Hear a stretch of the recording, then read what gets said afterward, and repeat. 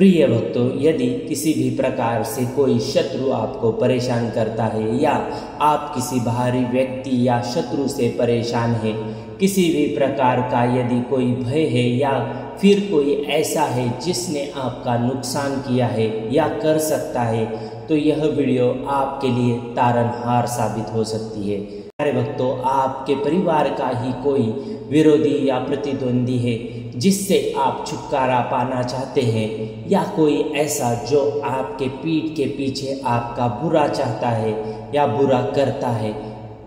प्रिय भक्तों, मित्र के भेष में भी शत्रु आपके आस पड़ोस में ही घूमते हैं। ये इतने अनभिज्ञ होते हैं जो हमें समझ में नहीं आते। बाद में कई भी बाहरी इंसान आपका और आपके परिवार के साथ बुरा नहीं कर सकता है। प्यारे भक्तों, यदि आप काल भैरव जी महाराज का मंत्र जाप करते हैं तो बाद में कोई भी बाहरी इंसान या किसी भी प्रकार की बाधा आपका और आपके परिवार के साथ बुरा नहीं कर पाएगा।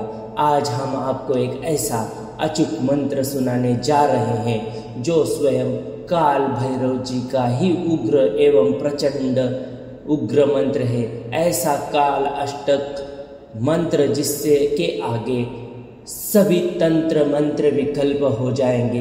एक बार जागृत हो जाए यह मंत्र तो शत्रु का कार्य समाप्त करने के बाद ही इस मंत्र का असर खत्म होता है। प्यारे भक्तों, हर समय पीड़ित करता है, आपको परेशान करता है या आपके घर पे बुरी नज़र रखता है, या घर की कोई व्यक्ति जो शत्रु से पीड़ित हो चुकी है उसका मानसिक संतुलन ठीक नहीं है, उसके हाथों पैरों में दर्द बना रहता है, शरीर में समस्याएं उत्पन्न हो रही है, डॉक्टर से छुटकारा नहीं मिल पा रहा है, ऐसे व्यक्तियों के लिए काल भैरव जी का यह अष्टक मंत्र बहुत ही कारगर साबित होता है। जिस भी भक्त ने पूरे श्रद्धा भाव के साथ इस मंत्र का जाप 108 बार किया है उस भक्त को हर एक मनोवांछित फल प्राप्त होता है।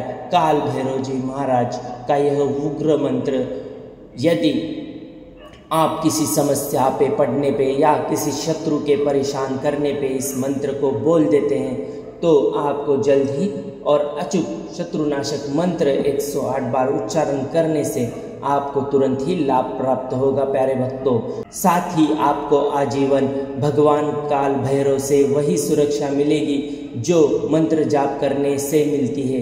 बस एक बात का ध्यान रखें, जब आप इस मंत्र को 108 बार उच्चारण करें तो मंत्र का अपमान ना करें। यदि आप मंत्र जाप नहीं कर सकते हैं तो मंत्र को अपने मोबाइल में लगाकर या चलाकर साइड में रख दें और मंत्र को बीच में रोककर मंत्रों का अपमान ना करें। इससे आपको किसी भी प्रकार का लाभ प्राप्त नहीं होगा। यदि आपने मंत्र एक बार चलाया तो मंत्र को अंत तक सुने, इससे आपको तुरंत ही लाभ प्राप्त होगा।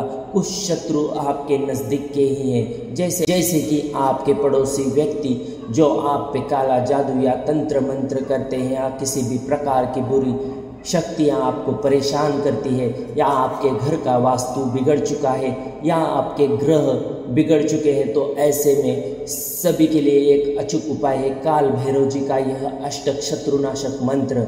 काल भैरव जी का यह मंत्र आपको मैं बताऊं उससे पहले काल भैरव जी के लिए एक लाइक अवश्य करें और कमेंट बॉक्स में आपकी इच्छा पूरी हो इसलिए जय काल भैरव लिखना ना भूलें। जो सच्चा भक्त है जिसने काल भैरव जी को अपने दिल से माना है और जो काल भैरव जी पर श्रद्धा और विश्वास रखता है कि उस भक्त की इच्छा पूरी होगी, यानी आपकी इच्छा पूरी होगी, वही भक्त कमेंट में जय काल भैरव अवश्य लिखेंगे। अब प्यारे भक्तों, मैं आपसे एक छोटी सी विनती करना चाहता हूँ। आप मेरी छोटी सी मदद कर सकते हैं एक सब्सक्राइब करके। ये आपके लिए फ्री है और आपके इच्छा अनुसार आप सब्सक्राइब आज कर दीजिए। तो प्यारे भक्तों, ऐसे ही दिन प्रतिदिन हम आपके लिए अद्भुत मंत्र लाते रहते हैं जिससे आपके जीवन में सुख शांति समृद्धि और धन का वास हो। और आज जो भी भक्त यहाँ पे सब्सक्राइब कर रहे हैं काल भैरव जी महाराज उनकी हर एक पीड़ा हर लें, उस भक्त को हर एक शत्रु से मुक्ति मिल जाए और उस भक्त के जीवन में हमेशा सदा के लिए खुशियाँ बनी रहे। तो प्यारे भक्तों, आइए आज का मंत्र श्रवण करते हैं। काल भैरव जी का अष्टक मंत्र आज हम श्रवण करने वाले हैं। देवराज सेव्यमान पावनाग्रिपङ्कजं व्यालयज्ञसूत्रमेन्दुशेखरं कृपाकरं नारदादियोगिवृन्दवन्दितं दिगम्बरं काशिकापुरादिनाथ कालभैरवं भजे। देवराज सेव्यमान पावनाग्रिपङ्कजं व्यालयज्ञसूत्रमेन्दुशेखरं कृपाकरं नारदादियोगिवृन्दवन्दितं दिगम्बरं काशिकापुरादिनाथ कालभैरवं भजे। देवराज सेव्यमान पावनाग्रिपङ्कजं व्यालयज्ञसूत्रमेन्दुशेखरं कृपाकरं नारदादियोगिवृन्दवन्दितं दिगम्बरं काशिकापुरादिनाथ कालभैरवं भजे। देवराज सेव्यमान पावनाग्रिपङ्कजं व्यालयज्ञसूत्रमेन्दुशेखरं कृपाकरं नारदादियोगिवृन्दवन्दितं दिगम्बरं काशिकापुरादिनाथ कालभैरवं भजे। देवराज सेव्यमान पावनाग्रिपङ्कजं व्यालयज्ञसूत्रमेन्दुशेखरं कृपाकरं नारदादियोगिवृन्दवन्दितं दिगम्बरं काशिकापुरादिनाथ कालभैरवं भजे। देवराज सेव्यमान पावनाग्रिपङ्कजं व्यालयज्ञसूत्रमेन्दुशेखरं कृपाकरं नारदादियोगिवृन्दवन्दितं दिगम्बरं काशिकापुरादिनाथ कालभैरवं भजे। देवराज सेव्यमान पावनाग्रिपङ्कजं व्यालयज्ञसूत्रमेन्दुशेखरं कृपाकरं नारदादियोगिवृन्दवन्दितं दिगम्बरं काशिकापुरादिनाथ कालभैरवं भजे। देवराज सेव्यमान पावनाग्रिपङ्कजं व्यालयज्ञसूत्रमेन्दुशेखरं कृपाकरं नारदादियोगिवृन्दवन्दितं दिगम्बरं काशिकापुरादिनाथ कालभैरवं भजे। देवराज सेव्यमान पावनाग्रिपङ्कजं व्यालयज्ञसूत्रमेन्दुशेखरं कृपाकरं नारदादियोगिवृन्दवन्दितं दिगम्बरं काशिकापुरादिनाथ कालभैरवं भजे। देवराज सेव्यमान पावनाग्रिपङ्कजं व्यालयज्ञसूत्रमेन्दुशेखरं कृपाकरं नारदादियोगिवृन्दवन्दितं दिगम्बरं काशिकापुरादिनाथ कालभैरवं भजे। देवराज सेव्यमान पावनाग्रिपङ्कजं व्यालयज्ञसूत्रमेन्दुशेखरं कृपाकरं नारदादियोगिवृन्दवन्दितं दिगम्बरं काशिकापुरादिनाथ कालभैरवं भजे। देवराज सेव्यमान पावनाग्रिपङ्कजं व्यालयज्ञसूत्रमेन्दुशेखरं कृपाकरं नारदादियोगिवृन्दवन्दितं दिगम्बरं काशिकापुरादिनाथ कालभैरवं भजे। देवराज सेव्यमान पावनाग्रिपङ्कजं व्यालयज्ञसूत्रमेन्दुशेखरं कृपाकरं नारदादियोगिवृन्दवन्दितं दिगम्बरं काशिकापुरादिनाथ कालभैरवं भजे। देवराज सेव्यमान पावनाग्रिपङ्कजं व्यालयज्ञसूत्रमेन्दुशेखरं कृपाकरं नारदादियोगिवृन्दवन्दितं दिगम्बरं काशिकापुरादिनाथ कालभैरवं भजे। देवराज सेव्यमान पावनाग्रिपङ्कजं व्यालयज्ञसूत्रमेन्दुशेखरं कृपाकरं नारदादियोगिवृन्दवन्दितं दिगम्बरं काशिकापुरादिनाथ कालभैरवं भजे। देवराजसेव्यमान पावनाग्रिपङ्कजं व्यालयज्ञसूत्रमेन्दुशेखरं कृपाकरं नारदादियोगिवृन्दवन्दितं दिगम्बरं काशिकापुरादिनाथ कालभैरवं भजे। देवराजसेव्यमान पावनाग्रिपङ्कजं व्यालयज्ञसूत्रमेन्दुशेखरं कृपाकरं नारदादियोगिवृन्दवन्दितं दिगम्बरं काशिकापुरादिनाथ कालभैरवं भजे। देवराजसेव्यमान पावनाग्रिपङ्कजं व्यालयज्ञसूत्रमेन्दुशेखरं कृपाकरं नारदादियोगिवृन्दवन्दितं दिगम्बरं काशिकापुरादिनाथ कालभैरवं भजे। देवराजसेव्यमान पावनाग्रिपङ्कजं व्यालयज्ञसूत्रमेन्दुशेखरं कृपाकरं नारदादियोगिवृन्दवन्दितं दिगम्बरं काशिकापुरादिनाथ कालभैरवं भजे।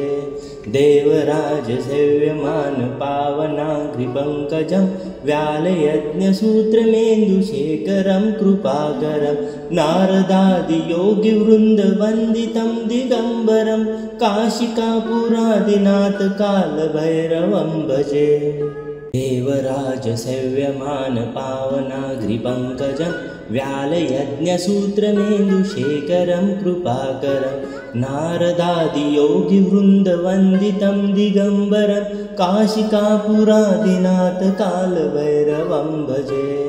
देवराजसेव्यमान पावनाग्रिपङ्कजं व्यालयज्ञसूत्रमेन्दुशेखरं कृपाकरं नारदादियोगिवृन्दवन्दितं दिगम्बरं काशिकापुरादिनाथ कालभैरवं भजे।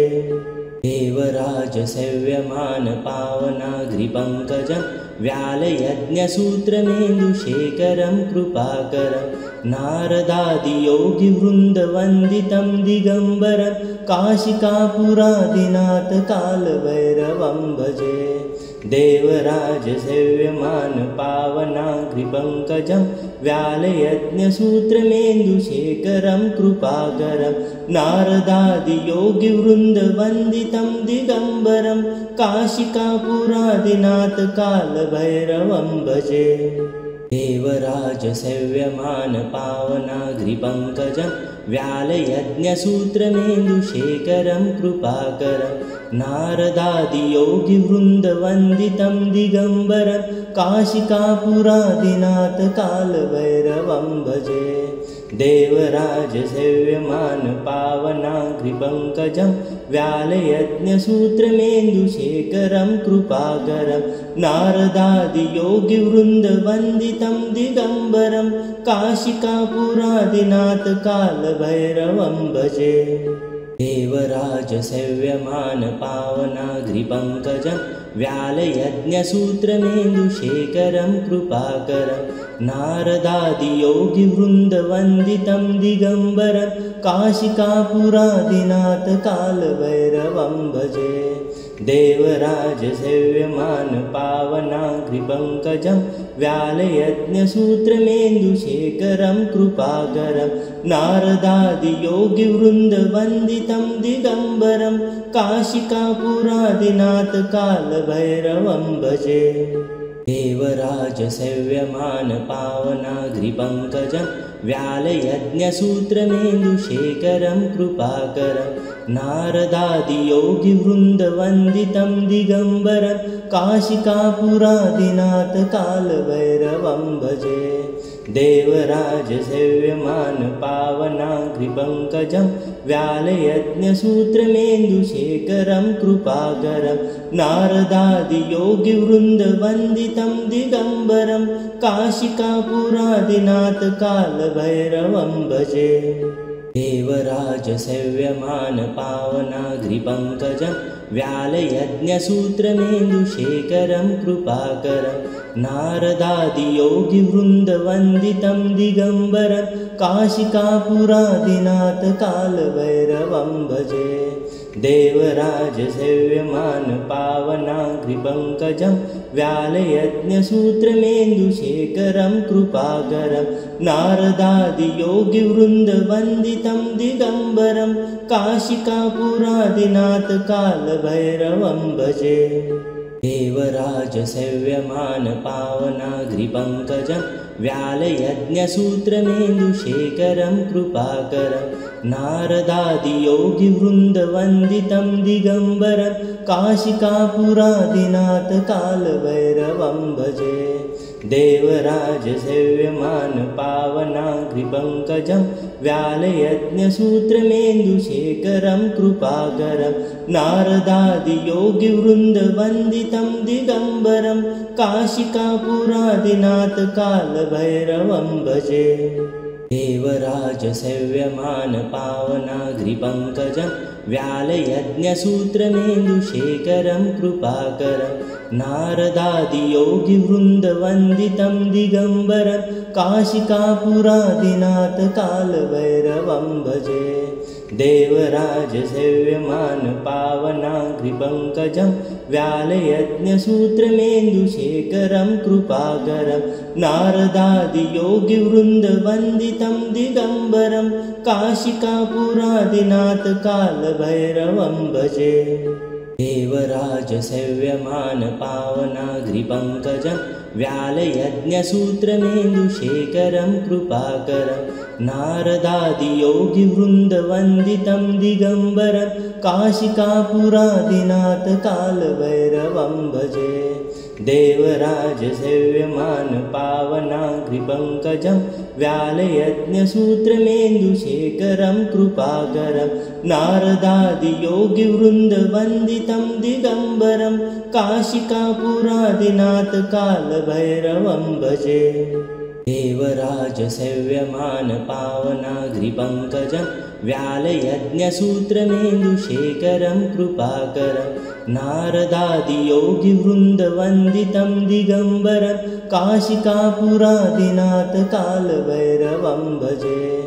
देवराजसेव्यमानपावनाग्रिपङ्कजं व्यालयज्ञसूत्रमेन्दुशेखरं कृपाकरं नारदादियोगिवृन्दवन्दितं दिगम्बरं काशिकापुरादिनाथकालभैरवं भजे। देवराजसेव्यमानपावनाग्रिपङ्कजं व्यालयज्ञसूत्रमेन्दुशेखरं कृपाकरं नारदादियोगिवृन्दवन्दितं दिगम्बरं काशिकापुरादिनाथकालभैरवं भजे।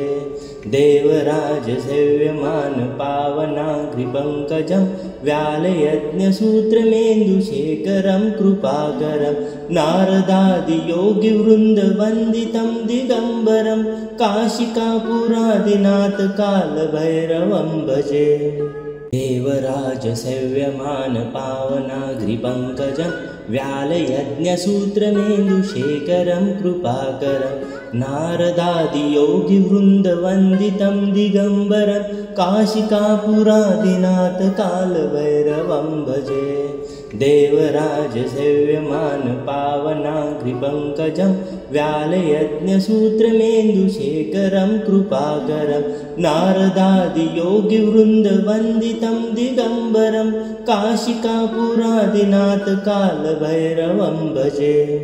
देवराजसेव्यमानपावनाग्रिपङ्कजं व्यालयज्ञसूत्रमेन्दुशेखरं कृपाकरं नारदादियोगिवृन्दवन्दितं दिगम्बरं काशिकापुरादिनाथकालभैरवं भजे।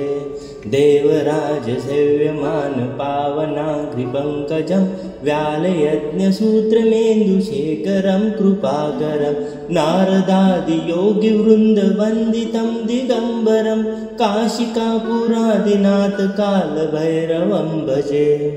देवराजसेव्यमानपावनाग्रिपङ्कजं व्यालयज्ञसूत्रमेन्दुशेखरं कृपाकरं नारदादियोगिवृन्दवन्दितं दिगम्बरं काशिकापुरादिनाथ कालभैरवं भजे देवराजसेव्यमानपावनाग्रिपङ्कजं व्यालयज्ञसूत्रमेन्दुशेखरं कृपाकरं नारदादियोगिवृन्दवन्दितं दिगम्बरं काशिकापुरादिनाथ कालभैरवं भजे देवराजसेव्यमानपावनाग्रिपङ्कजं व्यालयज्ञसूत्रमेन्दुशेखरं कृपाकरं नारदादियोगिवृन्दवन्दितं दिगम्बरं काशिकापुरादिनाथ कालभैरवं भजे देवराजसेव्यमानपावनाग्रिपङ्कजं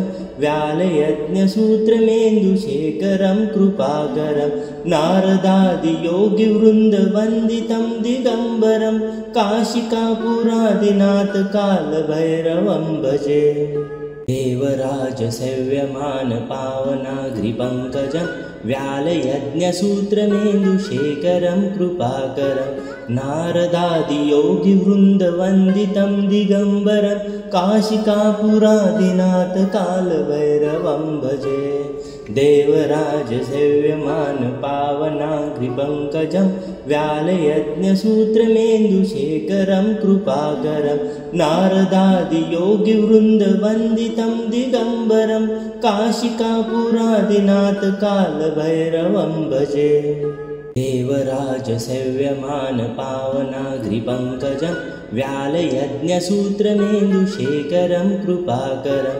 नारदादियोगिवृन्दवन्दितं दिगम्बरं काशिकापुरादिनाथ कालभैरवं भजे देवराजसेव्यमानपावनाग्रिपङ्कजं व्यालयज्ञसूत्रमेन्दुशेखरं कृपाकरं नारदादियोगिवृन्दवन्दितं दिगम्बरं काशिकापुरादिनाथ कालभैरवं भजे देवराजसेव्यमानपावनाग्रिपङ्कजं व्यालयज्ञसूत्रमेन्दुशेखरं कृपाकरं नारदादियोगिवृन्दवन्दितं दिगम्बरं काशिकापुरादिनाथ कालभैरवं भजे देवराजसेव्यमानपावनाग्रिपङ्कजं व्यालयज्ञसूत्रमेन्दुशेखरं कृपाकरं नारदादियोगिवृन्दवन्दितं दिगम्बरं काशिकापुरादिनाथ कालभैरवं भजे देवराजसेव्यमानपावनाग्रिपङ्कजं व्यालयज्ञसूत्रमेन्दुशेखरं कृपाकरं नारदादियोगिवृन्दवन्दितं दिगम्बरं काशिकापुरादिनाथ कालभैरवं भजे देवराजसेव्यमानपावनाग्रिपङ्कजं व्यालयज्ञसूत्रमेन्दुशेखरं कृपाकरं नारदादियोगिवृन्दवन्दितं दिगम्बरं काशिकापुरादिनाथ कालभैरवं भजे देवराजसेव्यमानपावनाग्रिपङ्कजं व्यालयज्ञसूत्रमेन्दुशेखरं कृपाकरं नारदादियोगिवृन्दवन्दितं दिगम्बरं काशिकापुरादिनाथ कालभैरवं भजे देवराजसेव्यमानपावनाग्रिपङ्कजं व्यालयज्ञसूत्रमेन्दुशेखरं कृपाकरं नारदादियोगिवृन्दवन्दितं दिगम्बरं काशिकापुरादिनाथ कालभैरवं भजे देवराजसेव्यमानपावनाग्रिपङ्कजं व्यालयज्ञसूत्रमेन्दुशेखरं कृपाकरं नारदादियोगिवृन्दवन्दितं दिगम्बरं काशिकापुरादिनाथ कालभैरवं भजे देवराजसेव्यमानपावनाग्रिपङ्कजं व्यालयज्ञसूत्रमेन्दुशेखरं कृपाकरं नारदादियोगिवृन्दवन्दितं दिगम्बरं काशिकापुरादिनाथ कालभैरवं भजे देवराजसेव्यमानपावनाग्रिपङ्कजं व्यालयज्ञसूत्रमेन्दुशेखरं कृपाकरं नारदादियोगिवृन्दवन्दितं दिगम्बरं काशिकापुरादिनाथ कालभैरवं भजे। देवराजसेव्यमानपावनाग्रिपङ्कजं व्यालयज्ञसूत्रमेन्दुशेखरं कृपाकरं नारदादियोगिवृन्दवन्दितं दिगम्बरं काशिकापुरादिनाथ कालभैरवं भजे। देवराजसेव्यमानपावनाग्रिपङ्कजं व्यालयज्ञसूत्रमेन्दुशेखरं कृपाकरं नारदादियोगिवृन्दवन्दितं दिगम्बरं काशिकापुरादिनाथ कालभैरवं भजे। देवराजसेव्यमानपावनाग्रिपङ्कजं व्यालयज्ञसूत्रमेन्दुशेखरं कृपाकरं नारदादियोगिवृन्दवन्दितं दिगम्बरं काशिकापुरादिनाथ कालभैरवं भजे। देवराजसेव्यमानपावनाग्रिपङ्कजं व्यालयज्ञसूत्रमेन्दुशेखरं कृपाकरं नारदादियोगिवृन्दवन्दितं दिगम्बरं काशिकापुरादिनाथ कालभैरवं भजे। देवराजसेव्यमानपावनाग्रिपङ्कजं व्यालयज्ञसूत्रमेन्दुशेखरं कृपाकरं नारदादियोगिवृन्दवन्दितं दिगम्बरं काशिकापुरादिनाथ कालभैरवं भजे। देवराजसेव्यमानपावनाग्रिपङ्कजं व्यालयज्ञसूत्रमेन्दुशेखरं कृपाकरं नारदादियोगिवृन्दवन्दितं दिगम्बरं काशिकापुरादिनाथ कालभैरवं भजे। देवराजसेव्यमानपावनाग्रिपङ्कजं व्यालयज्ञसूत्रमेन्दुशेखरं कृपाकरं नारदादियोगिवृन्दवन्दितं दिगम्बरं काशिकापुरादिनाथ कालभैरवं भजे।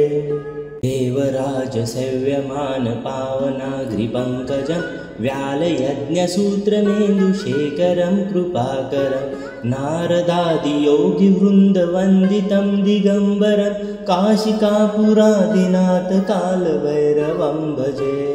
देवराजसेव्यमानपावनाग्रिपङ्कजं व्यालयज्ञसूत्रमेन्दुशेखरं कृपाकरं नारदादियोगिवृन्दवन्दितं दिगम्बरं काशिकापुरादिनाथ कालभैरवं भजे।